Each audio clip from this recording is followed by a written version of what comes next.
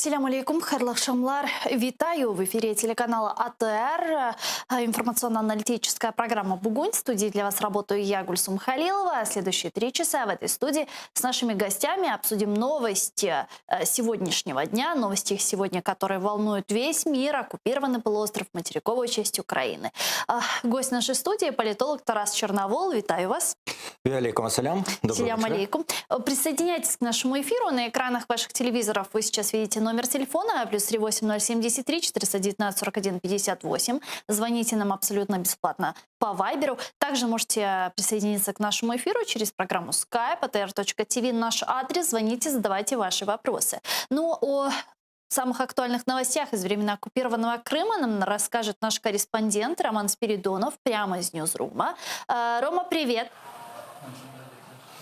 Привет, Гульсум. Да, мы готовим наши выпуски, которые, как вы уже знаете, выходят в 19:00 на украинском языке, в 21:00 на крымско-татарском. И вот сегодня мы будем говорить о таких темах. Международная площадка по вопросу деоккупации Крыма нужна для противодействия дальнейшим угрозам безопасности и для защиты прав крымчан. Об этом заявил президент Украины Владимир Зеленский во время видеоконференции с депутатами Европейского парламента. О необходимости такой площадки Владимир Зеленский заявлял и во время своего выступления на общих дебатах 75-й Генассамблеи ООН. Там он призвал стран-участниц ООН к участию в этой платформе, а на встрече с евродепутатами Зеленский ответил, что курс Украины в Европейский Союз является еще более актуальным, чем раньше. Ему вторит и министр иностранных дел Украины Дмитрий Кулеба. Он предложил не закрывать глаза на действия России в аннексированном Крыму и оккупированной части Донбасса. Об этом он заявил на виртуальной министерской встрече, которая состоялась в рамках общих дебат 75-й Генеральной Ассамблеи ООН. Мировое сообщество не должно закрывать глаза на попытки государства постоянного члена Совбеза ООН заставить замолчать защитников прав человека, гражданских активистов и журналистов на временно оккупированных территориях Крыма и Донбасса под видом проведения контртеррористических мероприятий, заявил Дмитрий Кулеба. Прокуратура Крыма и Севастополя сообщила о подозрении и объявила в розыск 2 граждан Украины, которые во время оккупации Крыма были участниками незаконного вооруженного формирования самообороны Севастополя. Уголовное производство открыто по статье создания непредусмотренных законом создания вооруженных формирований. За это предусмотрено лишение свободы на срок от 3 до 8 лет с конфискацией имущества. Правда, вот имена и фамилии подозреваемых в прокуратуре не называют. Установлено лишь, что эти 2 граждан Украины, будучи участниками незаконного вооруженного формирования самообороны Севастополя, в течение февраля-марта 2014 года несли так называемую службу на временно созданном, незаконно созданном блокпосту Гончарная возле Севастополя. Подозреваемые во время своей так называемой службы незаконно проверяли документы, обыскивали автомобили и задерживали жителей полуострова проукраински настроенных. Еще одна новость из Крыма. Керченский паром закрылся. Сегодня он выполнил последний рейс. Это паром, который действовал между Россией и оккупированным полуостровом. Сегодня он выполнил последний незаконный рейс. А причина остановки — отсутствие спроса на перевозки. У компании больше нет заказов. И это значит, что около 300 человек останутся без работы. Засуха вскоре доберется и до бастиона оккупационных войск Севастополя. Там судорожно ищут выход. Я напомню, что когда весь Крым уже на графике, в Севастополе вода подавалась регулярно, потому что это военная база Российской Федерации. Там сосредоточен Черноморский флот и все ее вооруженные силы. Так вот, оккупанты хотели отбирать воду из реки Кокоска, но оказались против местные жители. Оккупационный глава Крыма Сергей Аксенов заявил, что Севастополь из Крыма воды не получит, потому что им самим не хватает. Вот об этих утопических проектах, реакцию на них местных жителей и кому уже на самом деле нужна вода и кому ее там не хватает, мы расскажем в сегодняшних наших выпусках. Ну и, конечно же, продолжим информировать о ситуации с коронавирусом на полуострове. Сегодня там 3 человека умерли от COVID-19 за минувшие сутки. Таким образом, с начала пандемии на полуострове от коронавируса умерли уже 62 человека. Вот об этом будем говорить сегодня в наших выпусках. В 19:00 с Урьянесей Тумеровой на украинском языке и в 21:00 с Шевкетом Наматулаевым на крымско-татарском. Гульсум.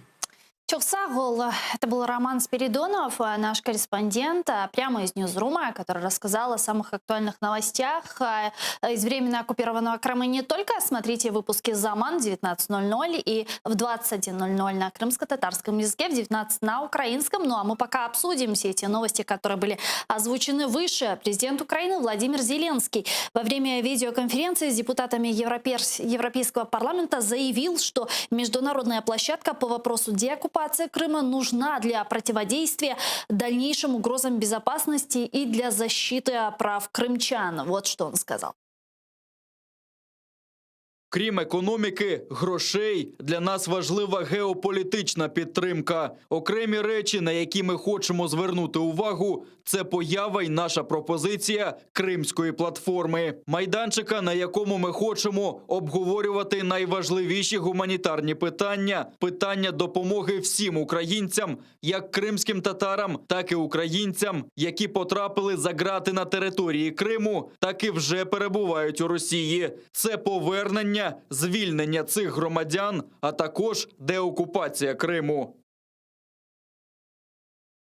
Активизировалась очень тема создания платформы по Крыму. Президент Зеленский вот сейчас заявил, до этого он об этом говорил на дебатах 75-й Ассамблеи Генеральной ООН, до этого в Министерстве иностранных дел Украины говорили, да, то есть говорит ли это о том, что в ближайшей перспективе мы действительно увидим создание некой платформы по деоккупації полуострова? Я б дуже хотів, щоб так відбулося. Насправді, я завжди досить скептично настроєний, тому що досвід останніх 1,5 року не викликають в мене такого великого, дуже сильного оптимізму. Скажімо так, два варіанти розвитку подій. Перший варіант дуже позитивний, як для кримських татар, як і загалом для України, якщо дійсно це є переконання, якщо ми зуміємо підштовхнути цей процес, Захід в нього включиться, і тоді вже задній хід дати буде неможливо. В тому числі багато кому в Україні, хто б хотів дати задній хід. Це добрий варіант.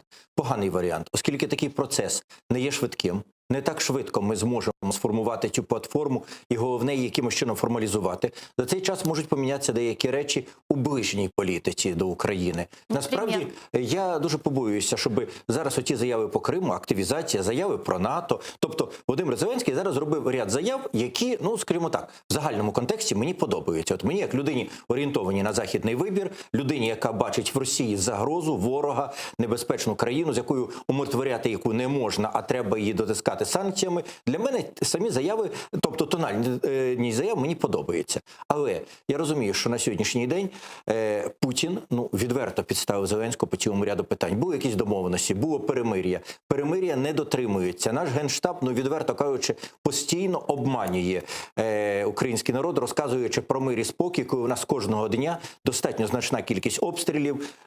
Вже таке враження, що приховуються загиблі. От недавно привезли в місто Долина на Франківську область загиблого нашого бійця, а в жодних зведеннях про те, що він загинув, взагалі нема. Тобто, насправді, Путін підставив кілька разів Зеленського, і в Зеленського є певний момент, можливо, образи, або, можливо, він зрозумів, що треба теж гратися в певний шантаж. І він почав робити болісні, неприємні заяви для Путіна. Якщо Путін піде раптом на якусь поступку, скажімо, верне частину військовополонених. От верне. Для Зеленського це ідея фікс. От йому якраз під самі вибори в жовтні. І чи Зеленський за це не відмовиться далі натискати на тему Криму? А тепер другий момент по самій заяві. Тому що я говорю, що загальна тональність мені подобається, сама суть заяви. В заяві, на жаль, збереглася та річ, якої не мало бути. Це не має бути дискусійний майданчик. Це не має бути майданчик для якихось розмов і переговорів. Це має бути майданчик для певного тиску на Росію. Нам нема що переговори вести з західними партнерами. Вони не гірше нас знають ситуацію. В них є інформація про порушення прав людини. Нам треба домовлятися про спільний тиск на Росію. А от жодного слова про тиск, про спільну платформу для того, щоб Росію змусити, щоб підвищити її ціну за окупацію, в цих словах не было. Давайте разберемся. С нами сейчас на прямой связи Георгий Лагвинский, народный депутат Украины 8-го созыва, вице-президент Парламентской ассамблеи Совета Европы. Георгий, вітаю вас. Алло, чуєте? Пане Георгію? Алло.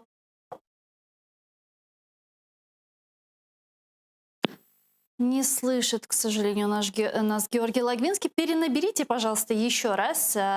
И мы хотели с ним также обсудить Ну, я вопрос теж надіюся, тим создания більше платформ. він дуже багато зробив з темою допомоги, підтримки кримських татар. Він дуже Безусловно. серйозно цю тему піднімав у Раді Європи, тому він... Ну, смотрите, вот если говорить о платформах, да, у нас есть платформа по Донбассу, Минские соглашения, да, есть нормандский формат, 4 лидера там встречаются, обсуждают и так далее.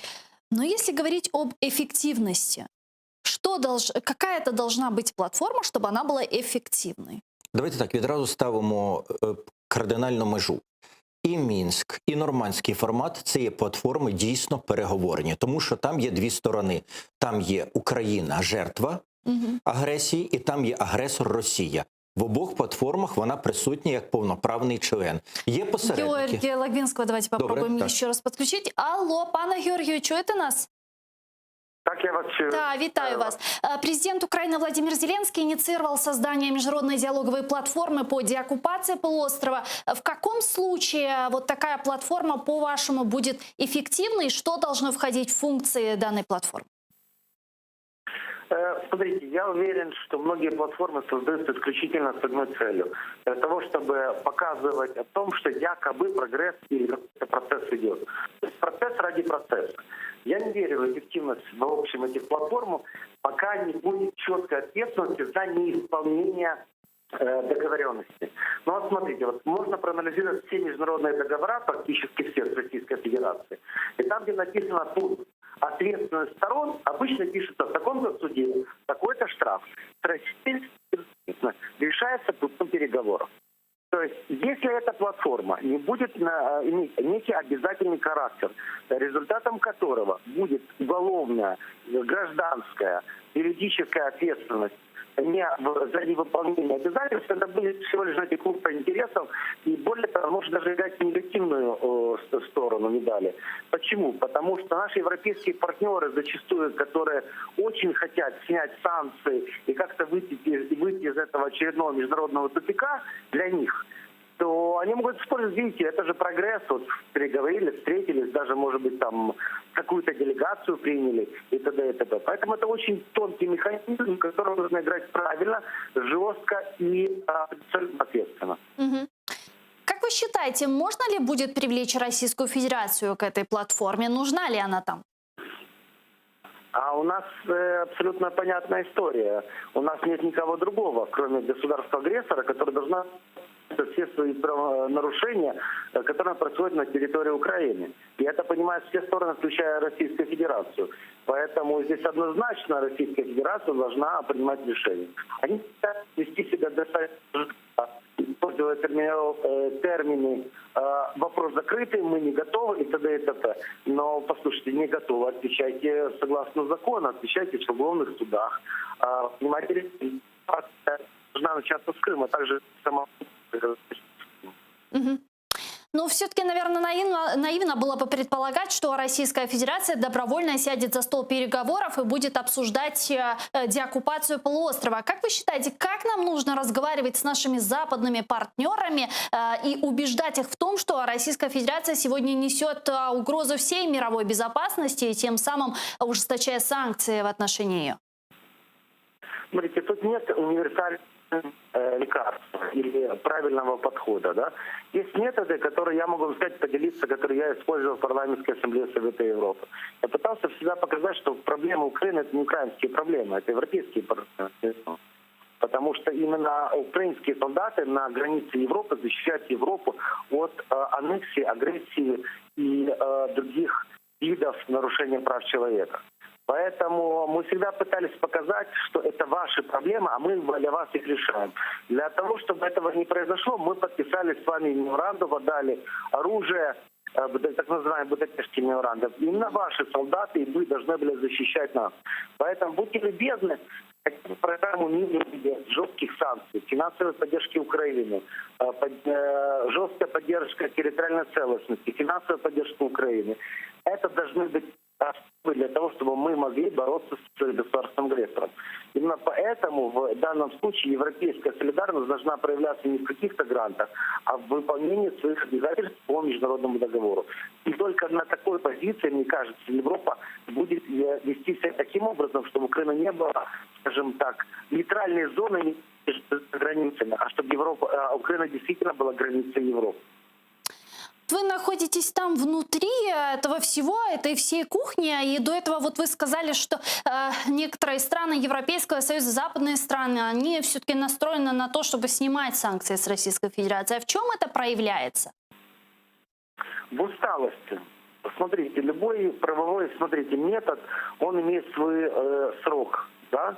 Россия на этом играет. Ведь Минские договоренности или Минские соглашения, мы не первая страна. Посмотрите сценарий, который происходит с Азербайджаном, Арменией, с Молдовой, с Грузией. То есть везде Российская Федерация применяет один и тот же сценарий и понимает, что время играет в свою пользу. Они готовы, как Советский Союз, жить по санкциями.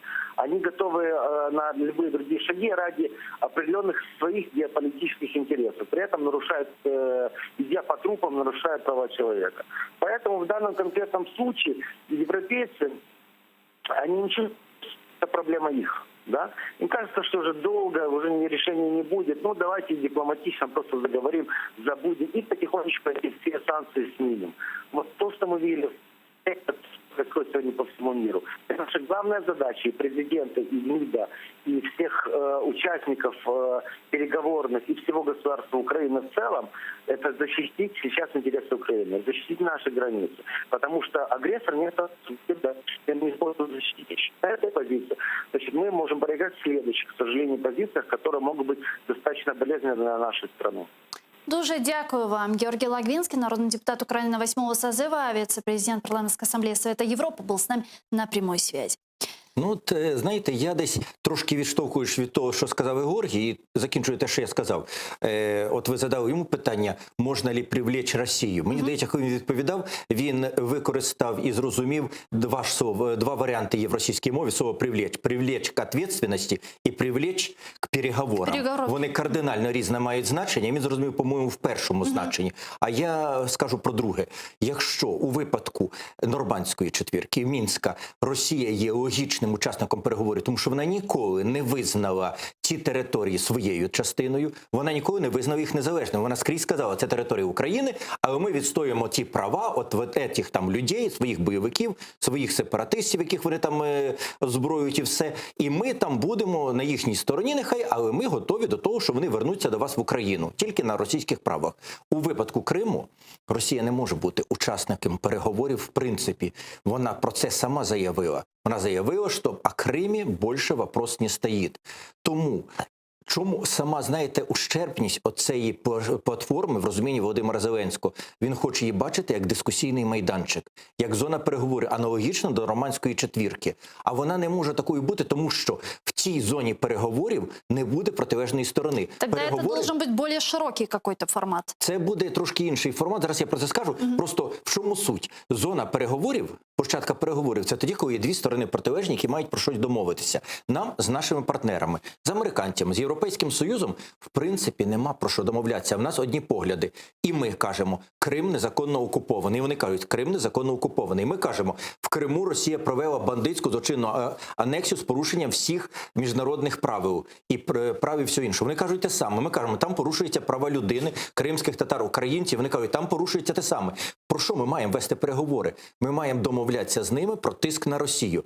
Росія в цій площадці не буде. Вона ніколи не буде. Перше, вона туди не піде. Друге, в якому статусі? Про що вона буде з нами говорити, якщо наша основна вимога – повернення Криму Україні і вихід звідти російських окупаційних військ? Давление в каком виде? Это дипломатическое давление, разработка механизмов, санкционных механизмов на Россию более жестких? Насправді, в чому проблема кримської теми для нас всіх, і для кримських татар, і для українців, в тому, що коли Росія анексувала Крим, і коли запроваджувалися перші пакети санкцій саме за Крим, на той момент західне співтовариство було абсолютно не готове до жорсткого протистояння з Росією. Вони були обурені анексією, вони неймовірно багато говорили про це, а вони не були готові тиснути на Росію. Вони просто боялися. Вони думали, що їй вдасться вболтати, вмовити. Ну, врешті-решт, вони були готові нас здати. І вас, кримських татар і українців, просто здати. Вони висловлюють глибоке занепокоєння. І на той момент був сформований дуже слабкий пакет, так званий Кримський пакет санкцій. Він не болісний для Росії, він більше болісний для певних західних виробників, всього того ж Філіпса, інших, які би дуже хотіли там в Криму працювати. Для певних судноплавних компаній, які би хотіли в Крим заходити, для перельотів тощо. Насправді це досить... Ну, некоторые в обход санкций все равно Все продолжают. одно це і роблять, тому то річ. Тому, перше, ці санкції не є тотальними, їх можна обійти. Друге, вони є слабенькими.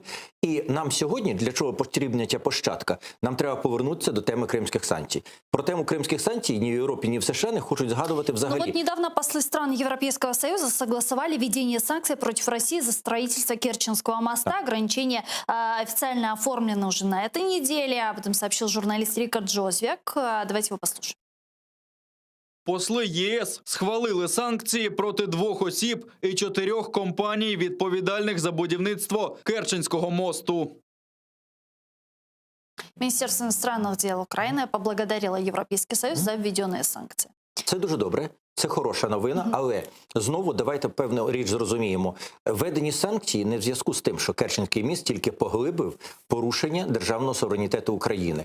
Вони введені з тої причини, що Росія створила дуже небезпечний прецедент. Вона порушила не суверенні права України, а вона ще, крім того іншого, порушила норми міжнародного права в питанні морських перевезень. Вона в односторонньому порядку утруднила і в непередбачених міжнародним правом рівні обмежила можливість переходів суден через, як вважається, міжнародну протоку, яка не може бути. Вони висотою мосту, вони обмеженням цього, вони обмежили можливості судноплавства. І в світі такі речі не толеруються.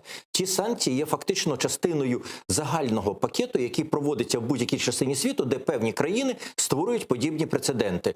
Тому насправді це добре, що це зроблено, це є певним ударом по Росії, але сказати, що ці санкції є напряму на підтримку України, цього недостатньо. Ми повинні зараз вертатися до теми Криму, тобто Кримський пакет санкцій існує з 2014 року, існує. Що ми повинні робити? Ми повинні весь час ініціювати, щоб вони були посилені. Но для этого нужно что-то делать. Вот, к примеру, они заблокировали, да, вот вы говорите, судоходство в Азовское море в том числе, но у нас до сих пор действует с Российской Федерацией договор об общем использовании этого моря Азовского в данном случае. Почему бы нам не денонсировать эту договоренность и не сделать его международным морем, тем самым показывать, что нужно ужесточать санкции? Ну, я взагалі Если это уже международное море, и Россия блокирует там судоходство. Так, я є прихильником взагалі достатньо жорстких подібних дій. Єдине, що я розумію, що українську владу, принаймні при попередній владі, ще при Порошенкові, стримував від таких дій. Одна річ, в такому випадку певну ціну відразу заплатить в економічному і соціальному плані прибережні території Азовського моря, які сьогодні є на підконтролі Україні території. Той же самий Маріуполь.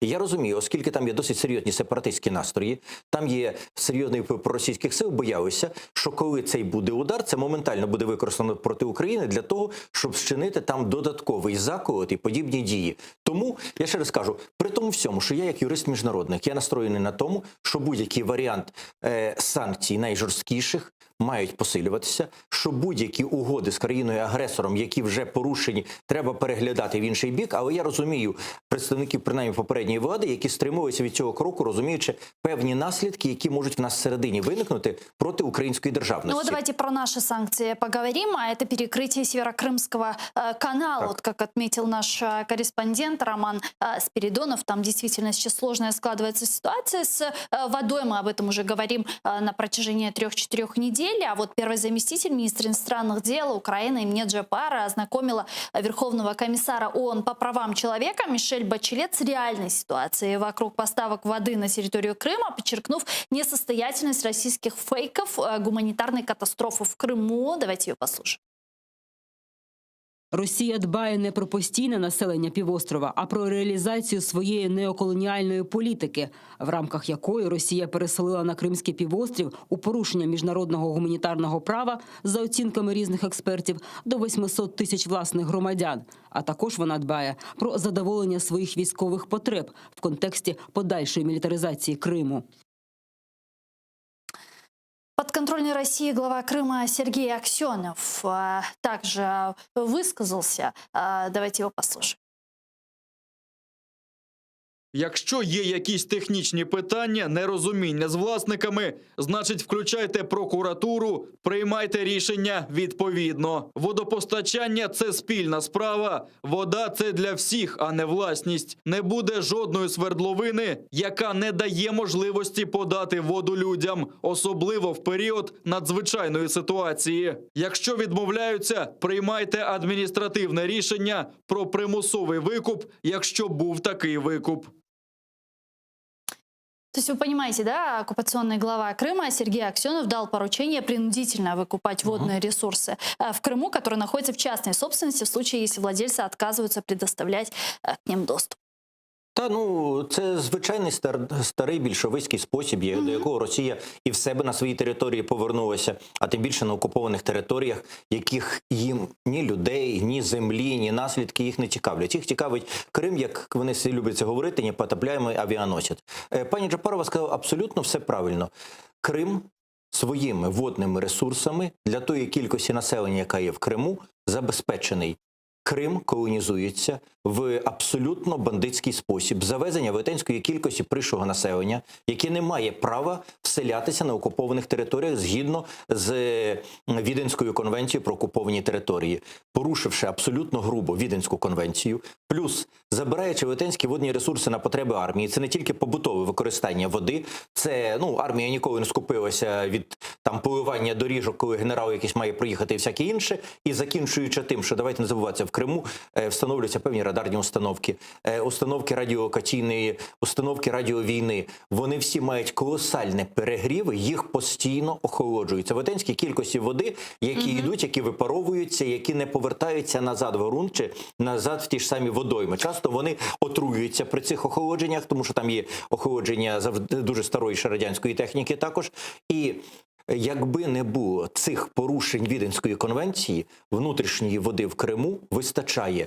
Ми, якщо нам нав'язує з боку Росії, це нав'язується з боку п'ятої колони в Україні, це постійно нав'язується. На превеликий жаль, про це на початку самому своєї каденції говорив навіть нинішній прем'єр-міністр на початку року, коли нам кажуть, давайте подамо воду в Крим з гуманітарними принципами. Пункт перший. Ми таким чином легалізуємо окупацію, тому що ми з кимось підписуємо угоду з суб'єктами Російської Федерації. Ми визнаємо, що в Криму вони правомочні. Другий момент. Ми полегшуємо Росії тягар від окупації, а ми маємо його ускладнювати. І момент третій, ми таким чином фактично підтримуємо ті колонізаторські речі, завезення населення, порушення Віденської конвенції, розростання армійських ресурсів і тому подібне. Ми це заохочуємо, ми його підтримуємо. Появляється додаткова вода з материкової України, автоматично в Криму у росіян появляється достатньо можливостей завести туди нові радіолокації, нові станції протиракетної дальнього виявлення і тому подібне. Вони неймовірну кількість на охолодження беруть води. Зрозуміло, що сьогодні вони не можуть їх навіть встановити через те, що сьогодні для них немає водних ресурсів. Но вы же видите, пока в Симферопольском и Бахчисарайском районе у людей из кранов течет ржавая вода, и воду они эту даже ржавую видят всего лишь 4 часа в день, а в этот момент, где сосредоточены военные силы Российской Федерации, Черноморский флот, Севастополе, вода есть, и там никакие ограничения не вводятся. В тому тирі, чому я і говорю, що насправді всі ці плачі, що ми маємо дати воду в Крим, тому що це гуманітарна проблема, тому що там наші громадяни, тому що там все інше, це фактично план Росії для того, щоб легалізувати оккупацию и підтримати російську колонизацию Крыма. А в каком случае, допустим, можно подать воду в Крым? К примеру, если Российская Федерация признает, что она оккупировала эту территорию и попросит о помощи.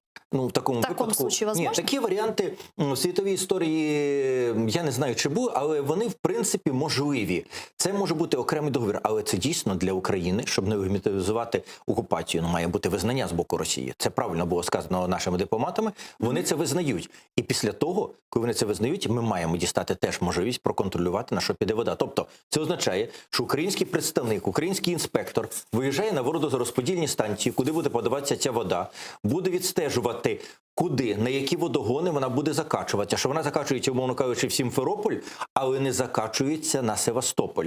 Тобто ці речі мають відслідковуватися. Зрозуміло, що Росія не виконає жодного пункту. Вона не дозволить, щоб українські спеціалісти повністю контролювали і мали право зупинити в будь-який момент прокачування води, яка вже на територію Криму надійшла по Північно-Кримському каналу. Плюс вони точно ніколи за жодних обставин не визнають себе окупантами, тому що вони заявили, що Крим уже, мовляв, їхній. Тому, ще раз кажу, будь-які розмови про можливість подачі води в Крим – це єдине, що несе, це допомога Росії легітимізуватися там і фактично після того почати розмову з Західним світом. Дивіться, Україна, по суті, визнала, що Крим російський. Вона з нами підписала угоди, які Знімайте можуть бути санкції. санкції. Да, До да. речі, от те, що говорив Логвинський, я тільки закінчу. Взагалі з санкціями, з політикою санкцій. От чому зараз так важко йдуть розмови про санкції? Навіть не про кримські, а про донбаські. А скажіть мені, а як говорити про санкції, коли в Україні велетенська кількість політиків, в тому числі ключові представники в ТКГ Мінському, заявляють, що війни та ні. А давайте Поки это війни обсудим ні, с вами. Кравчук війни не бачить. Да, ніхто давайте не бачить. обсудим это подробнее. Руководитель Офиса президента Андрей Ермак во время совещания по вопросам работы трехсторонней контактной группы 26 сентября призвал представителей ТКГ собираться чаще. Пресс-служба президента отметила, что руководитель ОП выступал с таким предложением в целях ускорения переговорного процесса. Вот что он сказал. Я хотів би попросити представників тристоронньої контактної групи, попри наближення зими, почати працювати кожного тижня. Немає сенсу затягувати процес переговорів. Ну а вот замглавы украинской делегации в ТКГ Витольд Фокин, о котором вы говорили, сегодня прибыл в Верховную Раду Украины, чтобы принять участие в заседании комитета по вопросам организации государственной власти и местного самоуправления. Как сообщает информационная служба РБК, там на комитете Витольд Фокин сказал, что пока не видел подтверждений войны между Россией и Украиной, он воздерживается от таких определений, говорится в сообщении. Мы попытаемся сейчас связаться с представителями комитета, с народными депутатами из фракции «Слуга народа». Да, Виталий Безгин должен с нами сейчас выйти на прямую связь. Виталий, здравствуйте, слышите ли вы нас? Добрый вечер. Добрый вечер. Да, мы на прошлой неделе с вами обсуждали вероятность визита Витольда Фокина на комитет. И вот сегодня он приехал. Расскажите подробнее, как проходит заседание и правда ли, что он сказал, что не видел подтверждений войны между Россией и Украиной? Я не можу, дивіться, засідання вже закінчилося, на підставі якого комітет ухвалив своє рішення, що стосується певних тез пана Фокіна, яких була велика кількість. На превеликий жаль, вони були такими, що важко натягнути на голову і зрозуміти, як людина, що представляє український інтерес в міжнародних перемовинах, можна таке говорити. І я не пам'ятаю точно цитату, але акцент цитати про те, що він її не бачить війни, він був. Крім того, був акцент в тому, що коли було питання, з ким веде війну Російська Федерація, з ким веде війну українське військо, пан Фокін зазначив, що воно веде війну з найманцями 30 країн. Тобто він всіляко уникає від питань з приводу того, що в нас є агресія Російської Федерації. Крім того, була висловлена його позиція, що зміна постанови Верховної Ради про місцеві вибори є запорукою для закінчення війни. Хоча треба зрозуміти, що ані пан Фокін, ані його підтримки з нібито експертного та громадянського середовища, вони, скоріш за все, постанову парламенту взагалі в очі не бачили, тому що оперують термінами, які там просто відсутні. Тому, в принципі, в комітету, попри спробу якось пом'якшити ситуацію, іншого вибору, як підтримувати звернення щодо його звільнення, і не залишалося, тому я вважаю, що це рішення абсолютно обґрунтованим і правильним. А всі, в кого є можливість і бажання витратити і сталеві нерви, щоб витратити 2 години на його спіч, можуть подивитися це на Ютубі, я думаю, на сайті Верховної Ради. Сподіваюся, що вже виклали. А уточняющий вопрос, какое решение принял комитет? Президента та Ради нацбезпеки і оборони щодо того, щоб пана Фокіна прибрали з української делегації в тристоронньої контактної групи. Угу. Ваши коллеги из фракции «Голос», если не ошибаюсь, на прошлой неделе анонсировали сбор подписей также за отставку Витольда Фокина. И вот сейчас вынесло решение на заседании комитета. Рассчитываете ли вы все-таки на его увольнение? Алло. Алло, слышите? Так, я вас чую. З приводу постанови голосу було питання, правильно? Да. Они там, инициировали сбор подписей за отставку Витольда Фокина. И сейчас принято решение на заседании комитета. Рассчитываете ли вы на его увольнение, на адекватную реакцию со стороны Офиса президента? Ми сподіваємось, що президент та його команда так само подивляться це відео, і воно стане вичерпною підставою для ухвалення правильного, мудрого державницького рішення. Що голосу, дивіться, це вони, як народні депутати, мають право на таку ініціативу. Тим не менш, мені здається, що питання державної безпеки, їх не треба політизувати і ділити на політичні бренди. Тому, на моє переконання, рішення комітету, де є представники різних фракцій та груп, які підтримували дане рішення, воно є більш правильним з точки зору державотворення. Хоча з точки зору збору підписів за відставку в самому залі засідання, я думаю, що це так само ініціатива має право на життя, і я готовий її підтримати. Дуже дякую вам. Виталий Безгин, народный депутат Украины, фракция «Слуга народу», был с нами на прямой связи. А Ну, я от вам видите, на нагадаю, засіданні. Мгм. от ми з вами, я тоді в скайпі до вас виходив, Да, минулий помню. раз, десь тиждень назад, ми з вами розмовляли якраз про цю ініціативу «Голосу». Ну, взагалі, ініціативи «Голосу» регулярно появляються, вони швидко бачать, де починається якийсь процес, і вони швидесенько, випереджуючи всіх, просто його фіксують за собою. Ну, є така українська приповідка: коваль кує, жаба ногу підставляє. Ну, таке, не в образу «Голосу». Насправді це більше було помітно по вагнерівцях. Інша фракція, ЄС, там Ар'єв, інші розпрацювали тему, дістали всі матеріали, але ініціаторами слідчої комісії стали голосівці, тому що вони перші швидше встигли зареєструвати проект постанови. Доки інші домовлялися, шукали голоси, а ті зареєстрували, далі просто нічого не пішло, постанова не працює. Але от за нею вся слава. Ну, менше з тим, це така політтехнологія. Вертаємося до історії з Фокіним. Ну, видите, Те, що... решение заседания комитета. Так, тільки, Какое? звичайно, що це рішення комітету нічим не пов'язано з тою ініціативою «Голосу», а пов'язано частково з тим, про що ми з вами говорили. Тому що, насправді, Фокіна, як такого окремої юридичної особи, яка має якісь свої повноваження, якісь свої права, яка має свою якусь окрему позицію, яку відстоює, не існує. Ми вже про це розмовляли. Фокін, взагалі українська делегація в тристоронній групі, є робочими органами, які створюються персонально президентом для того, щоб йому допомагати у виконанні його президентських повноважень. Вони не виписані ні в законі про держслужбу, ні в інших законах України. Тобто вони є частиною його особистої роботи. Ну, тобто, скажімо так, Фокін – це ось цей там безіменний палець Володимира Зеленського. Якщо Володимир Зеленський захотів повернути цим пальцем, цей палець повернувся. Якщо він не захотів, палець стоїть на місці. Фокін на цій посаді не може говорити абсолютно протилежні позиції від того, що думає, чи хоче, чи запланував з якихось цілей висловити Володимир Зеленський. Насправді, ті позиції носять відверто провокативний характер. Тому що, насправді, доки ми займалися Фокіним останніх 3 тижні, його белібердою, тому що інакше це не можна назвати, все, що він говорить, воно суперечить здоровому глузду. Ну, те, що і Безгін говорить, я з ним абсолютно згоден. Вислухати Фокіна, вони 2 години вислухали, я не розумію, їм треба валеріанку давати і медалі дати за терпіння, тому що це апофеоз абсурду, старечого маразму, російської пропаганди, все там є. Фокін говорить речі, які неможливо, в принципі, реалізувати, але ми на них переключаємося. За цей час спокійно реалізуються певні пропозиції Кравчука, які не менш антидержавні, не менш антиукраїнські. І тихенько всі про них якось мовчать. Добре, що хоча б в Разумкова вистачило розуму поставити ЗСУ, ну, тому що він зрозумів, що це по ньому особисто потім вдарить, оці ідеї зі змінами до постанови про оголошення виборів. Тому що це був би скандал страшний, Разумков зрозумів, що потім рикошетом вдарить по ньому. Це ж нереально навіть зробити з юридичної точки зрення. Ні, ну я розумію, юридично вони могли це зробити.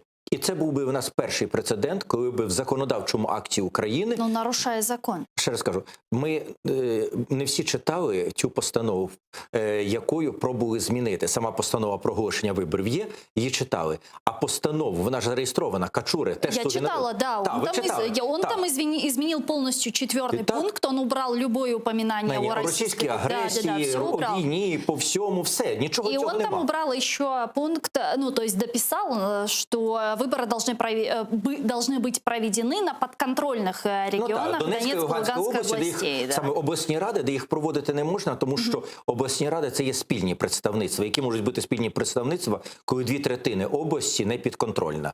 Тому це не може бути. Але мова про що? Доки ми займалися Фокіним, тихесенько, ледве не пройшла набагато гірша провокація. Тому що Фокін просто говорить дурість. А тут готувалася, ну, на мій погляд, у нас є така градація перемога-зрада. От готувалася зрада. Зараз основна проблема не в Фокіні. Фокіна треба садити в тюрму за те, що він наговорив по Криму. Він наговорив на тюремний термін, тому що він не просто підтримав російську анексію Криму, він і аргументовував, він надавав агресору офіційні аргументи як колишня посадова особа України, як колишній прем'єр-міністр. Він давав аргументи, чому Росія, як він казав, мала право і була зобов'язана забрати Крим. За це він має сидіти в тюрмі. По Фокіну крапка. Основна проблема не в Фокіні, навіть не в Кравчуку, основна проблема в Єрмаку. От ви перед тим показали, я дуже хотів до тієї теми вернутися. Буквально минутка на Так, буквально. Коли Єрмак там казав, що він закликає ТКГ частіше збиратися, щотижня збиратися. У мене просте питання. А чому? Так, зараз терміново щотижня треба збиратися. В Росії підвішена ситуація. В Росії не знають, що відбудеться на виборах США. Перемога Байдена для Росії – це просто колосальна проблема. Перемога Трампа зовсім не означає ситуацію добру. В нас є вікно можливостей тиснути на Росію і говорити: стоп, ми не спішимо. Давайте ми підождемо. Ми поставили свої вимоги. Повне припинення вогню. Не якесь, а повне. Припинення діяльності там ваших бойовиків на технічних спорудах. Припинення польотів, які ви робите над нашими територіями безпілотників. Ви цього не виконуєте? Які можуть бути розмови? Хто хоче зараз оці постійні засідання ТКГ, на відміну від Нормандської четвірки, де є посередники, де Росія не може розвернутися? Росія хоче. Єрмак виконує роль постпреда Росії. Тільки Фокін це робить крикливо і тупо, а Єрмак це робить тихо і вміло. І тому основна проблема, коли нам говорять: давайте знімемо Фокіна, а я думаю, що на це пустили весь гудок. І Фокіна через місяць дійсно знімуть. Реально знімуть.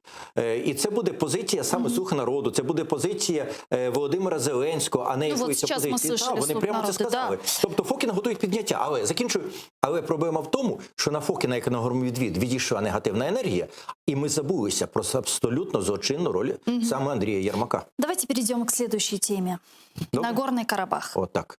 Дуже болесная тема, конечно. Это правда. Уже сегодня Азербайджан заявил об артобстреле своего приграничного района со стороны Армении. В свою очередь, азербайджанская армия заявила об уничтожении армянского мотострелкового полка и полковника. Армяне отрапортовали о том, что они сбили вертолет противника. Интересно, что обе стороны опровергают заявление врага о количестве потерь. В связи с конфликтом в Нагорном Карабахе Армения готова прибегнуть к военным механизмам Организации договора о коллективной безопасности ОДКБ. Это произойдет в случае расширения географии боевых действий. В связи с обострением конфликта на Нагорном Карабахе Постоянный совет ОБСЕ сегодня вечером проведет специальное заседание на повестке дня боевых действий между Арменией и Азербайджаном. Министр иностранных дел Турецкой республики Мевлют Чавушоглу заявил, что официальная Анкара рассматривает все возможные варианты помощи властям Азербайджана в конфликте с Арменией. Давайте его послушаем. Ми прагнемо до вирішення проблеми, але єдине можливе рішення – повне виведення вірменських військ з окупованих територій. Ми завжди будемо підтримувати братський азербайджанський народ. Напомню, между Азербайджаном и Арменией продолжается конфликт из-за Нагорного Карабаха. В 1988 году населенная преимущественно армянами Нагорно-Карабахская автономия область заявила о выходе из Азербайджанской ССР. Так называемая республика Арцах не признана международным сообществом. Она считается оккупированной территорией Армении и составляет 1/5 либо 20% территории Азербайджана. Премьер-министр Армении Никол Пашинян провел экстренное заседание. Стало известно Совета Безопасности, посвященное ситуации в Нагорном Карабахе. Вот о чем там говорилось. В ході засідання обговорювалася оперативна обстановка на карабахсько-азербайджанському кордоні і дії, спрямовані на нанесення Збройними силами Вірменії відповідного удару противнику. Тем временем государственный секретарь Соединенных Штатов Америки Майк Помпео призвал Армению и Азербайджан прекратить боевые действия в Нагорном Карабахе. В Штатах призвали стороны конфликта вернуться к немедленному диалогу, к чему также призвала канцлер Германии Ангела Меркель, которая провела телефонные разговоры с лидерами Армении и Азербайджана. Давайте послушаем, что сказал Майк Помпео. Ми з міністром закордонних справ звернулися до конфлікту в Нагірному Карабасі, де обом сторонам необхідно припинити насильство і як можна швидше повернутися до предметних переговорів. Ну а вот сейчас появилась такая новость на своей странице Facebook. Министр обороны Армении Арцун Аванесян сообщил, что турецкий истребитель в воздушном бою сбил армянский. По его словам, сегодня утром истребители F-16 ВВС Турции поднялись в воздух с аэродрома Гаянджа в Азербайджане и обеспечили бомбежку населенных пунктов и подразделений армянской армии с беспилотника Байрактар. Тем самым Армения обвинила Турцию в прямой агрессии. Ну, давайте Что так. происходит сегодня? Пункт перший. Это война? Це є війна. Це реально війна, яка часто перебувала в замороженому стані багато десятиліть. Потім в 18-му році вона відновилася. Ми це всі проспали, всі сказали, ой, там постріляли і все, і ніби відійшли. Тоді Вірменія першою напала на азербайджанську територію, здійснила реальну провокацію. І ми якось заспокоїлися. Насправді відновлення реального бойового конфлікту почалось в 18-му році. Після того він так і не затих остаточно, і зараз черговий спалах. Що відбувається безпосередньо на самих фронтах, ми судити не зможемо, тому що це типова ситуація, там, де нема спостерігачів, там, де мінімальна присутність преси, ми ніколи не знаємо ні точної кількості жертв, ніхто піднімав літаки, дві сторони будуть давати взаємно виключену інформацію. Вернемося до міжнародно-політичного формату. Між ким війна ведеться? От ми говоримо вірменсько-азербайджанська. Азербайджан напав на Вірменію? Нет. На жоден квадратний метр вірменського кордону не переступив азербайджанський солдат. Жодного. Ніколи Вірменія не визнала Нагорний Карабах, Арцах, як вони називають, своєю територією. Вони його пробують визнати як незалежну державу, і то до кінця навіть вони самі не визнали. Жодна країна світу не визнала. Тобто є таке собі ДНР, на території Азербайджану, анексоване, де їх там нет, але вони там є. Я навіть маю на увазі не скільки вірменів, скільки там російських інструкторів, російська техніка і тому подібне. Війна іде Азербайджану проти ніким в світі не визнаної республіки Арцах. Чи як вона там зветься по-вірменськи, Нагорного Карабаху. Це не є війна з Вірменією. Чому в Вірменії виникає проблема напряму ввести туди війська, тому що в такому випадку вона, по суті, легітимізує і підтверджує свою окупаційну там діяльність. Чому вони зараз вишукують інформацію, ніби там турецькі військові воюють, інші речі, щоб ніби виправдати своє ведення, пряме офіційне ведення своїх військ. Сьогодні Азербайджан деокупує свою територію. І підтягнути Росію. Вони сказали про ОДКБ. Щоб ввести російські війська, треба, щоб був напад на Вірменію. На Вірменію не напали. От Вірменія пробує якимось чином спровокувати, що війна стала не Нагорно-Карабашською, а азербайджансько-вірменською. І тепер один дуже серйозний політичний аспект. Насправді, є проблема. Проблема була ще з 88-го року Нагорно-Карабахської автономної області. Так, там дійсно історично жило багато вірмен. Там є вірменські пам'ятки, там є велика кількість вірменського населення. Так, треба було вирішувати це питання по Нагорно-Карабахській області, або давати їй дуже серйозну глибоку автономію в самому Азербайджані, або робити якісь інші шляхи, або, можливо, визнати її якусь екстериторіальність. Інша річ. Ця область не має прямого кордону з Вірменією. І Вірменія, тоді користуючись російською підтримкою, тоді відразу під час розпаду Союзу, захопила не тільки Нагорний Карабах, вона захопила ще 1,5-2 рази більше 100% азербайджанських районів, які не входили в Нагорний Карабах. Пане Тарас, извините, я вас перебью. У нас просто сейчас на прямой связи азербайджанский политический аналитик Равшан Ибрагимов из Вашингтона. Он нас сейчас слышит. Селям алейкум, Равшан Бey. Алейкум ассалам. Ну что ж... Я должен уточнить, я из Сеула, не из Вашингтона. Да, из Сеула, извините, пожалуйста. Да, это... Ничего. Окей. Как вам видится все, что сегодня происходит в Нагорном Карабахе, конфликта Азербайджана, Армении? Можно ли это назвать просто эскалацией, как это было в 2016 году в июле, или уже началась реальная война? Нет, это эскалация, она просто... По мере эволюционного развития, это началось порядка лет 10 назад, и по мере развития она приобретает новый оборот. То есть если в 2016 году мы впервые столкнулись фактически с горячей войной, то в этот раз это более интенсивно, и она будет продолжаться до той поры, пока, скажем, внешние силы не будут активно вмешиваться, чтобы вновь остановить и сформировать тот статус-кво, который возникнет после того, как военные действия прекратятся. О каких внешних силах идет речь?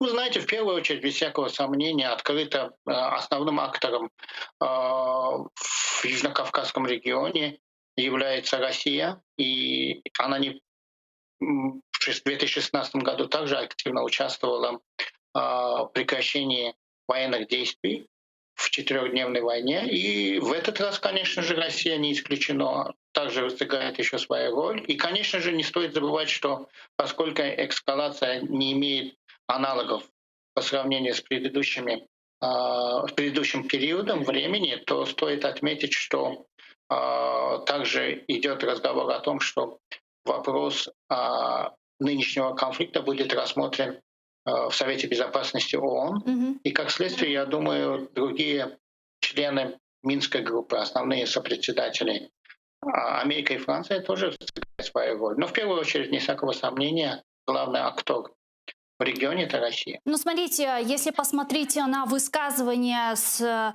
Кремля, которые прозвучали, Дмитрий Песков, да, то там они пока что, как видится, занимают такую более выжидающую позицию. Пока что таких конкретных высказываний мы не слышали. В отличие от турецкого лидера Реджепа Тайипа Эрдогана, который очень жестко высказался и сказал, что наконец-то пришло время покончить с оккупацией Нагорного Карабаха. То есть не представляете ли вам, что сейчас ситуация кардинально отличается от 2016 года? Я согласен с вами. Дело в том, что у России довольно прагматичный подход к разрешению проблемы, поскольку она понимает, что острое вмешательство в данном случае в ситуацию — это также испортит отношения с дружественным Азербайджаном в первую очередь. И это может привести к тому, что геополитическая позиция в России в регионе может полностью утрачена.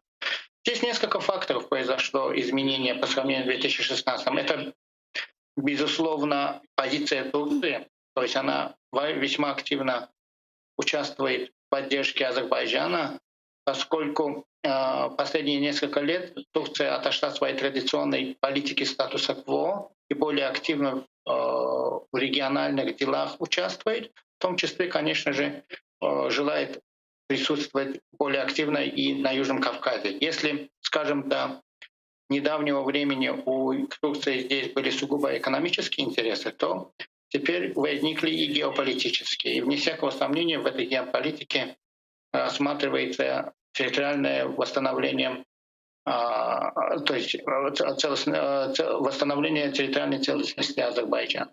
Ну вот как вам видится, Азербайджану удастся деоккупировать свои территории? Полностью это пожелание. Если прагматично рассматривать, то Азербайджан будет стараться идти максимум, покуда это будет позволять реальность. Это как единственным препятствием для полного освобождения территории со стороны азербайджанской армии, это, конечно, будет вмешательство внешних акторов, и это рано или поздно произойдет. Ну а сегодня достаточно ли ресурсной базы у Азербайджана, чтобы освободить Нагорный Карабах, учитывая, что она уже заручилась поддержкой Турции? Я должен сказать, что ресурсные проблемы для восстановления целостности и возвращения территорий не имеется на данный момент, поскольку в последние годы азербайджанская армия полностью переоснащена, использует высокие технологии, а также больше армия стала переходить на профессиональные рельсы. То есть это не только обязательная воинская повинность, но все большее количество профессиональных военных служат в войсках, а значит, они долгосрочные и лучше обученные. И в целом в разы выше экипирование и военное обмундирование, а также вооружение у азербайджанской страны, чем у армянской, больше и глубина логистики, то есть ресурсы как финансовые, так и иные для того, чтобы продолжать среднюю и долгосрочную войну, чего не скажешь ни в коем случае об армянской стороне. Кроме того, не стоит забывать, что логистика обеспечение дополнительного вооружения для Армении — это всегда головная боль, поскольку две границы закрыты, а Грузия отказывается пропускать через свою территорию такое вооружение из этих стран в сторону Армении. То есть единственным путем, через который Армения все еще может получать дополнительное вооружение и экипировку, это приходит через Иран.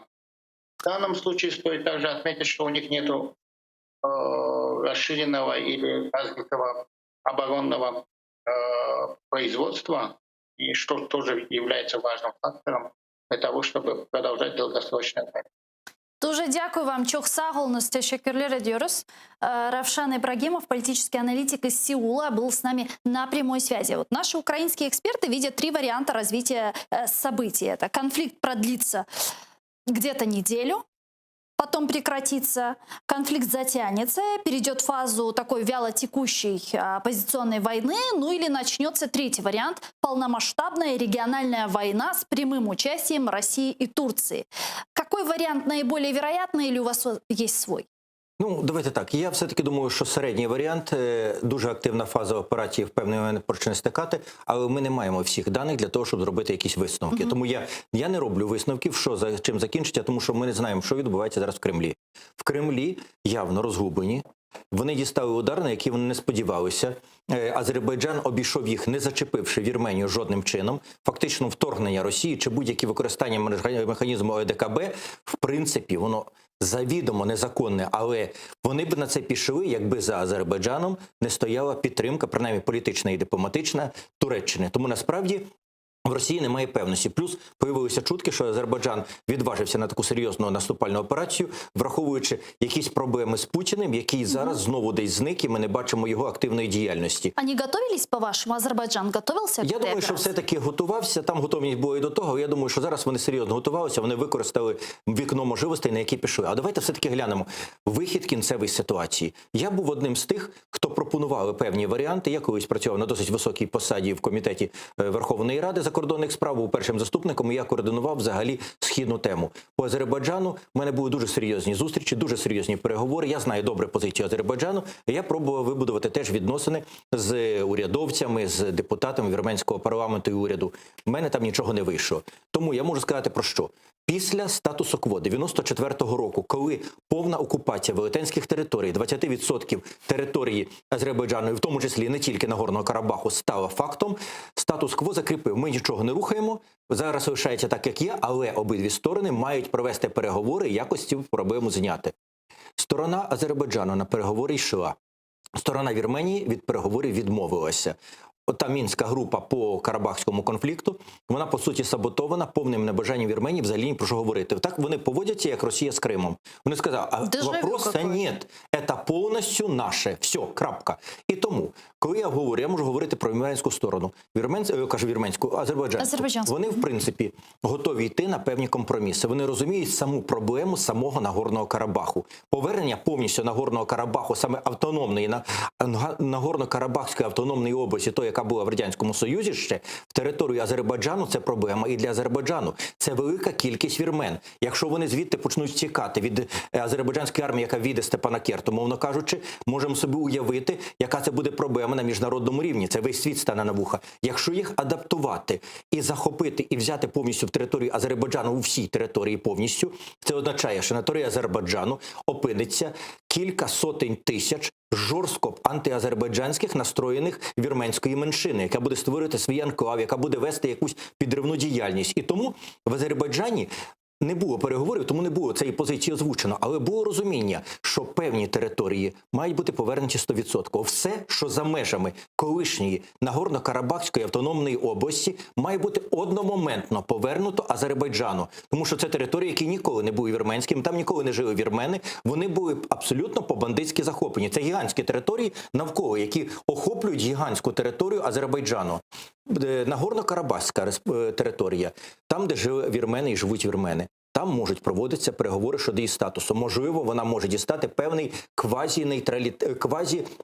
суверенітет і для забезпечення життя цієї території, ті мої співрозмовники в Азербайджані, це ще було 8 років назад чи 9, якими я про це спілкувався, казали, що вони не заперечують того, що якщо це буде якийсь певний квазісуверенітет, можливо, формально в складі Азербайджану, але неформально, по суті, майже незалежна територія на особливих правах, то може бути прокладене спеціальне екстериторіальне шосе від Вірменії до Степанакерту, оскільки Нагорно-Карабахська автономна область не має прямої границі з Вірменією. Між нею і Вірменією є питомі азербайджанські території, де ніколи вірмени не жили. Тобто Азербайджан, в принципі, попередньо був готовий розглядати певні моменти компромісів, навіть територіальних. Але вірменська сторона відмовилася від будь-яких розмов. Ну, а що зараз? І 16 років ми жили в ситуації, коли одна сторона каже, ну щось треба робити, в нас окуповані території, у нас відбувся геноцид, у нас винищили частину мирного населення. Це був реальний геноцид азербайджанського народу на тих територіях. Причому Ходжали.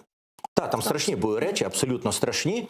А друга сторона каже, а ми не хочемо нічого розглядати. Рано чи пізно це мало вибухнути. Особливо після конфлікту 16-го, коли там відбувся обстріл з Нагорно-Карабахської території азербайджанських сіл і азербайджанських позицій, зрозуміло було, що рано чи пізно це рване у відповідь. Скажите, какой вывод мы должны сделать для себя по Крыму, вот глядя на Нагорный Карабах? Дивлячись на Нагорний Карабах, ми маємо зробити той висновок, що нам треба шукати таких союзників, які на той момент, коли ми зможемо реально війти в Крим армійськими частинами, так як це війшов зараз Азербайджан, забезпечать нам такий тил, при якому Росія не сміє навіть пискнути.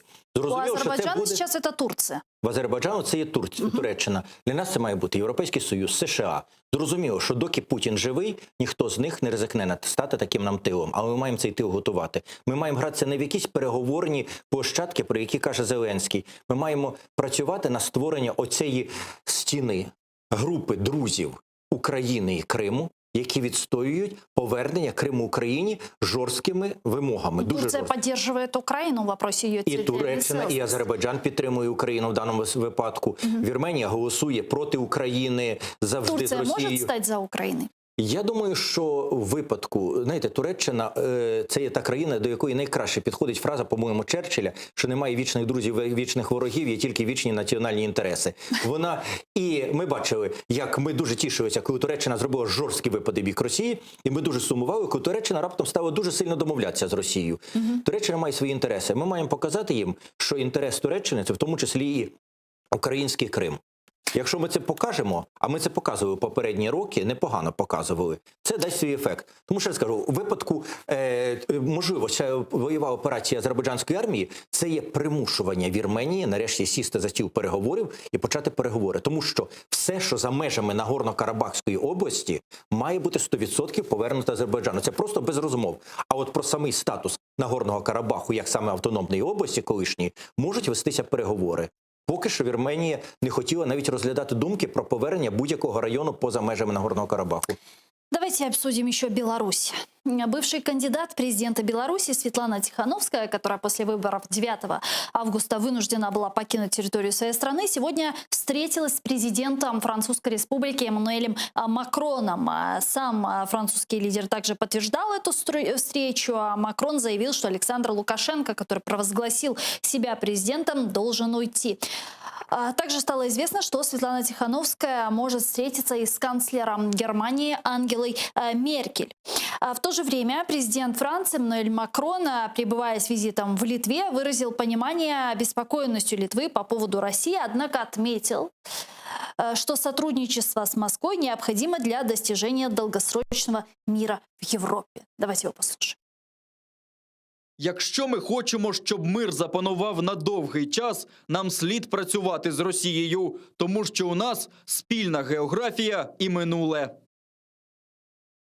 Ну, это его постоянный рефрен такой, да? То, что нужно с Россией ради безопасности договариваться, общаться, вести диалог.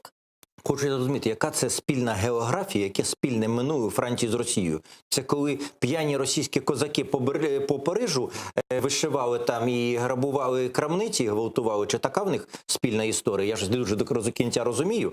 Менше з тим. Що стосується Макрона, Макрон вибрав для себе під досить сильним психологічним пресингом Москви, вибрав таку позицію, яка, я би сказав, принижену. Тобто Тобто це є позиція спробувати умиротворити, переконати агресора, що він заспокоївся, що він не робив агресивних дій і далі проти інших країн, що він не робив підривної роботи по усьому Європейському Союзу, яку веде Росія сьогодні, пропагандистську, підривну, диверсійну, будь-яку іншу. От вони вважають, що можна умиротворити агресора. Мені здається, навіть Меркель розуміє набагато ліпше за Макрона, що цього зробити не можна. Але є певні моменти, в яких, звичайно, і Макрон іноді зривається. Це моменти... Лукашенко. Ну, Но он очень жестко зараз высказывается в Лукашенко отношении трошки інакше. А Лукашенко. от тут якраз, як на мене, тут трошки гірша ситуація. Ага. Я маю на увазі ситуацію з Навальним, яка зачепила, тому що це ми розглядаємо. Ну, якась людина, яка той же самий Путін, тільки варіанти лайт. Ну, прийде Путін, він же заявляв, і Крим російський, і все інше. Крим не Але тут такий шум страшний. Ми розуміємо, злочин безумовний, страшний. Але для Європи це є використання хімічної зброї. Використання хімічної зброї, забороненої конвенціями, це є страшне.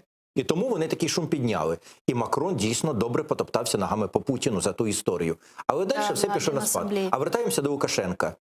А Тихановська, яка зустрічалася з Макроном, вона, крім того, що Лукашенка жорстко критикувала і говорила правильні речі, вона що нам йому про Путіна говорила?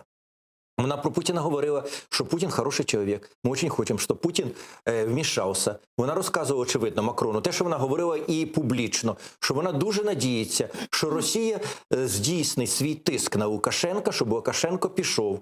І вона хоче провести переговори із Росією. І я думаю, що вона через Макрона, це моє припущення, просила підтримки в посередництві з Путіним. Я не виключаю, що вона просила, щоб їй організували зустріч, якщо не з Путіним, то хоча б з кимось з його ближнього оточення. Ну вот, кстати, по Беларуси решил высказаться и президент России Владимир Путин. Вот что он сказал.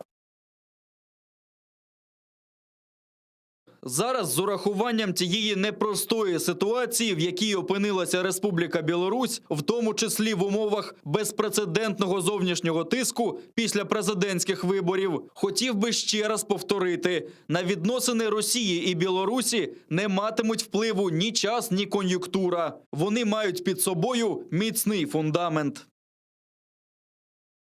Кон'юнктура дуже конкретна. Путін зараз... Я не здивуюся, якщо він і підіграв певним виступом проти Лукашенка, тому що російської агентури в середовищі сьогоднішньої білоруської опозиції більше, ніж достатньо. Ми звикли до старої білоруської опозиції, ми якось жили ніби нею. Стара білоруська опозиція остаточно знищена, стерта або вигнана з країни в 2010 році. Після 2010 року там старої білоруської опозиції взагалі не лишилося. Навіть пані Олексієвич, інші це є люди, які дивляться на Росію як на менше зло, як на певного арбітра, який може їх врятувати від страшного Лукашенка. Но это же утопия. Та ми розуміємо, що це утопія, але вони живуть в іншій реальності. Вони, ну, от ми розуміємо утопія, а громадяни Росії, скажімо, вірять, що прекрасний Путін і весь мір проти них, а вони повинні нести свій цивілізаційний вибір. Інші речі, ми розуміємо, що це дурість, ми розуміємо, що це шизофренія, а люди живуть в реальності, в які їх загнали в шори певні інформаційні, вони це мислять. Давайте Андрея Шкиля сейчас подключим к нашей беседе. Да, и продолжим. Андрей Шкиля, политолог, народный депутат Украины 4, 5, 6 созыва. С нами сейчас на прямой связи. Я, пане Андрею, витаю вас. Вітаю навзаєм. Ну что ж, Эммануэль Макрон встретился с лидером оппозиции, белорусской оппозиции Светланой Тихановской. И после этого в Литве сказал, что с Москвой необходимо для достижения долгосрочного мира в Европе сотрудничать. Вот у нас пан Тарас Черновол в студии сказал, что, возможно, Тихановская просила Эммануэля Макрона, чтобы тот выступил посредником между ею, да, и Москвой, чтобы Москва выступила посредником. Вот вы допускаете такой варіант? Ну, я допускаю такий варіант, але я також допускаю варіант завжди в точності перекладу, тому що використовували слово «працювати над Росією». Навіть не з співпрацювати, а працювати над Росією. Тому, в принципі, я думаю, що і тональність Макрона, і його витік інформації про те, що сказав особисто про Навального, Путін, Макрону по телефону, він процитував і зробив витік до Лемон, не даремно. Це був такий ляпас простий, але відчутний болючий ляпас Путіну від Макрона і такий своєрідний привіт. Інформація про те, що Франція перестала бути важливим союзником Росії в Європі. Партнером надалі залишається, в тому плані партнером, якому Путін любить називати наші западні партнери. Таким і надалі залишається. Але те, що Франція буде підтримувати в якомусь цьому заводу Росії, окрім того, щоб прибрати її якомога далі від Білорусі і України, більше ніщо, принаймні, адміністрація Макрона найближчим часом займатися. Це чіткий сигнал, тому що Макрон належить до тих людей, які не люблять, щоб з цим розмовляли, як він особисто це сказав, як з російським селянином чи руським християнином. Тобто він вважав тон Путіна до себе образним. Він представляє Францію, тобто це був образливий тон, образливі слова, образливі поведінка своєї Франції. Тому Макрон поміняється з часом і, можливо, нарешті хоча б задовільнити мрії українців, які хотіли б бачити, щоб Макрон і Меркель прийшли і вирішили всі українські проблеми, які вони самі там наваяли за останні кілька років. Ну а как все-таки объяснить вот эту позицию Эммануэля Макрона умиротворения агрессора? С одной стороны, он выступает... Алло, чуєте? Чую. Вот как объяснить вот эту его позицию умиротворения агрессора? Я ще кажу, що не ведеться мова про умиротворення. Звісно, що білоруська сторона і сама Тихановська виглядає на опозицію, виглядає в той спосіб, що вони чітко твердять, що погану політику щодо Росії проводить Лукашенко.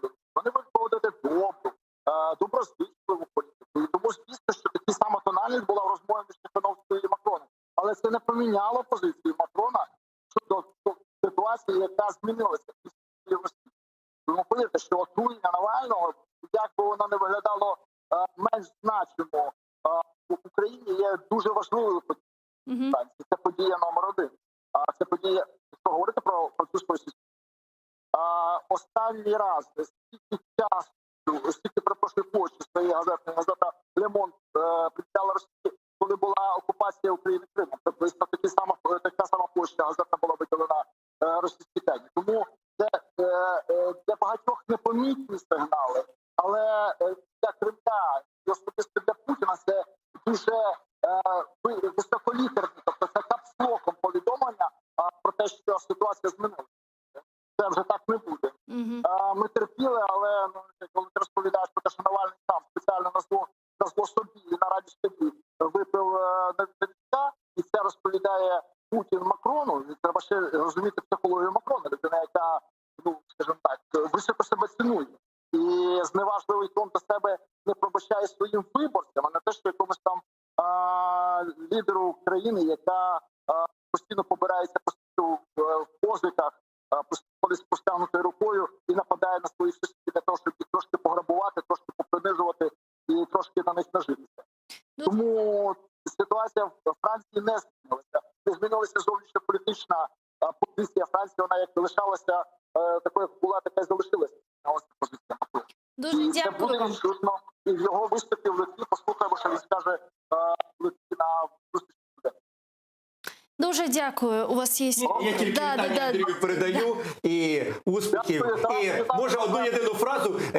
Мені приємно почути добрі новини все-таки про деяку зміну тональності французької влади. З України це так не відчувається. Ми тут трошки відірвані від інформаційних потоків. Якщо ти більше знаєш там на місці, від цього, це принаймні означає, що вікно можливостей для нас трошки ще залишається відкритим. Погано те, що, на жаль, українська влада не готова цим скористатися. Це вже найгірша ситуація, але вікно можливостей відкрилося якнайшвидше для України, принаймні з французького боку. Дякую вам, Андрей Шкель, политолог, народный депутат Украины 4, 5, 6 созывов, был с нами на прямой связи с Францией. Возвращаясь к Александру Лукашенко, вот сегодня появилось такое информационное сообщение, что Великобритания и Канада ввели санкции против белорусского диктатора Александра Лукашенко, его старшего сына и ряда чиновников за нарушение прав человека в Беларуси. В Европейском Союзе также грозились ввести санкции, но им тогда еще не удалось договориться о санкциях в отношении Александра Лукашенко, но Жозеп Боррель тогда сказал, что продолжат рассматривать и, вероятнее всего, ведут все-таки санкции в отношении ближайших лиц окружения Александра А от тепер давайте подивимося так это влияет на одну. Ні, це безумовно впливає, тому що це дуже серйозно б'є по всіх перспективах і можливостях про, врешті, навіть потім кудись втекти, крім Росії. Мабуть, Янукович теж не дуже хотів в Ростов чи Москву втікати, а мав трошки інші наміри, а от не вдалося. Мова про інше. Коли вводяться навіть найжорсткіші санкції проти будь-якого диктаторської держави страшними речима, переважно є двоє людей, яких санкції не зачіпають. Це є президент і міністр закордонних справ, тому що має зберігатися хтось, хто не під санкціями, з ким можна вести переговори. Але Лукашенка не визнали президентом. В той момент, коли проти нього ввели санкції, це є підтвердження, що не тільки де юре, але де-факто для всього світу він більше не президент Білорусі. А це для нього має якесь значення? Для нього це має те значення, що сьогодні він своїми діями себе загнав в повну ізоляцію і віддав себе повністю в руки Путіну. Раніше він міг балансувати. Сьогодні йому балансувати не доводиться. Путін – головний вигодонабувач в тій ситуації, на жаль. А далі, знаєте, давайте я повангую. Це припущення мої. Я не готовий сказати, що буде саме так, але мені здається, що Путін дуже серйозно розглядає на ближче майбутнє варіант білоруського Пашиняна. Лукашенко піде. Я не знаю, чи дуже швидко. Я думаю, що... А куди піде? Я думаю, що через рік він сам напише заяву і сам скаже, що він відходить. Йому будуть дані 100% гарантії. До того часу вони просто перетруть в порох оту нову опозицію, яка стала для Лукашенка загрозою. Це має на увазі саме громадський сектор. Люди, які виходять, ті, які почали створювати якісь громадські комітети, тощо, вони їх ліквідують просто, іноді фізично. А після того лишиться певна невеличка кількість отаких лідерів, які дуже спокійно дивляться на Росію. Ну, а Лукашенко куди? К Януковичу поїде? Где-то рядом з ним? Ні, я не виключаю, що будуть зроблені спеціальні домовленості з певними гарантіями, що йому залишать якусь мало не екстериторіальну територію, там, з якимось його палацем, ті ж самі, як вони там, Дрозди, чи як в нього звуться, під Мінськом. Дрозди, вони залишаться з окремою охороною, куди не матиме права входити ні поліція, там, ні хто інший. Йому буде дана гарантія під зобов'язання Путіна його захищати там до самої кінця. І вся опозиція під це підпишеться, та, яка лишиться. Я думаю, що Лукашенко під тиском Путіна піде, і новий, хто прийде після нього, це буде Пашинян. Ну, Пашинян, умовно кажучи. Тому що в Вірменії Путін свого старого союзника дуже легко здав. Тому що старий союзник йому надоїв, а він побачив, що Пашинян був дуже чітким. Він міг взяти в руки весь протестний населення настрій і зробити його лояльним до Росії. І вся протестуюча, вся пасіонарна частина вірмен завдяки Пашиняну сьогодні відверто проросійська. Дуже. А білоруські опозиціонери розсіяні. Там не було постаті, під яку можна було б гарантувати, що нова влада Білорусі буде повністю лояльна до Росії, що вона візьме під контроль суспільні рухи. І тому я думаю, що Путін буде це готувати. А пойдет ли Путин на такой риск? Ведь это месседж россиянам, что, оказывается, в результате протестов можно свергнуть действующего Ні, це буде не так просто і не так швидко. Ну, зрешті-решт, месенджер росіянам і не пішов від Пашиняна. Скинули владу в результаті протестів. Правда, завдяки прямій підтримці Росії. Абсолютно і безумовній. Але скинули. В Росії що це зрозуміло? В Росії зрозуміло одне. Ми получили огромную геополитическую победу. Мы лишились старой обузы и получили хорошого нового союзника. Отак зрозуміло російське населення. Як їм подадуть, так і буде. У випадку Білорусі це відбудеться не раніше, як через рік. Можливо, через 1,5 роки. Це буде не прив'язано до протестів, це буде певна воля Путіна, який підкаже своєму старому другу Лукашенку, що треба дати дорогу молодим. Но Лукашенко успеет провести конституционную реформу? Я не думаю, що йому... Я думаю, що це вже не матиме значення, і конституційну реформу вже зараз він не зможе проводити самостійно. Зараз йому вже доведеться кожен свій крок координувати з Путіним. Путін взяв під контроль на сьогоднішній день Лукашенка. Доки Лукашенко реально перемагав на виборах, Путін нічого не міг з ним зробити. Він мав свою певну незалежність. Сьогодні, коли він вибори з тріском програв і намалював собі результат, Путін дає йому зрозуміти, що ти ж все одно нелегітимний, і твоє життя сьогодні виключно в моїх руках.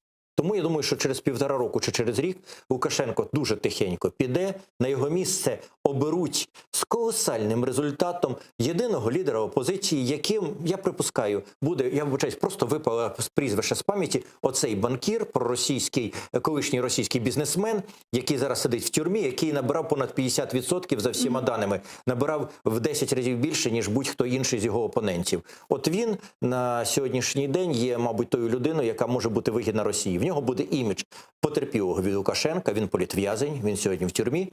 І він по бізнесу, по всіх речах зав'язаний на Росію. А как же союзное государство? А я думаю, що воно буде поглиблюватися. Апокаліптичні розмови, що Білоруся війде в Росію у вигляді областей, не підтвердяться, я думаю. Але вони поглиблять більше того. І навіть нинішня опозиція, на відміну від старої, тої національно-демократичної, вона не є особливо проти цього. Вони за єдине государство з тими умовами, якими сьогодні є там Білорусь. Їх це влаштовує. Вони навіть готові на глибшу інтеграцію. На превелику жаль.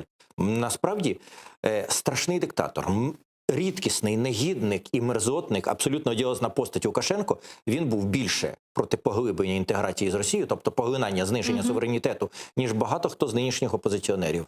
Дуже дякую вам. Вам дякую. Политолог Тарас Черновол был гостем нашей студии. Ну а я с вами не прощаюсь. Мы прерываемся буквально на 5 минут. А далее в этой студии мы продолжим обсуждать новости сегодняшнего дня. Коршкевич.